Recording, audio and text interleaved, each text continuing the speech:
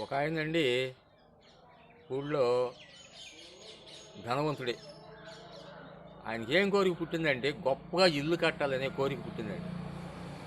బాగా అంటే అందరూ మెచ్చుకోవాలి, ఈ ఊళ్ళో ఇక ఈయనకంటే గొప్పోడు లేడరా అని అనిపించుకోవాలని ఏం చేశాడు ఆయన? బాగా ఖర్చు పెట్టి ఇల్లు కట్టేశాడండి. ఇంకా ఇంకా ఇంకా అప్పులు తెచ్చాడండి. చాలా చాలా చేశాడు. ఇల్లు అయితే బ్రహ్మాండంగా కట్టాడు.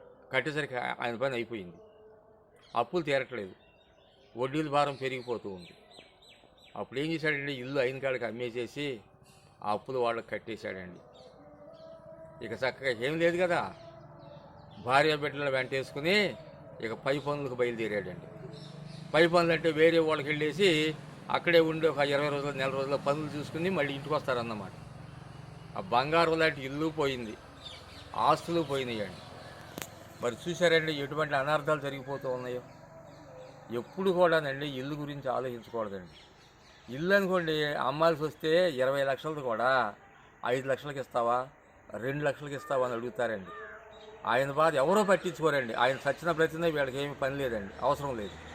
కానీ అది పొలం అనుకోండి, పొలం అమ్ముతానంటే మాత్రం పోటీలు పడి వస్తారండి. మాకు అమ్ము మేము ఇంకెక్కి ఇస్తామని. ఇంటికి పొలానికి అంత తేడా ఉందండి. కాబట్టి దయచేసి ఎప్పుడు కూడా ఇళ్ల గురించి ఆలోచించకూడదండి, మన ఆరోగ్యాల గురించి ఆలోచించుకోవాలండి.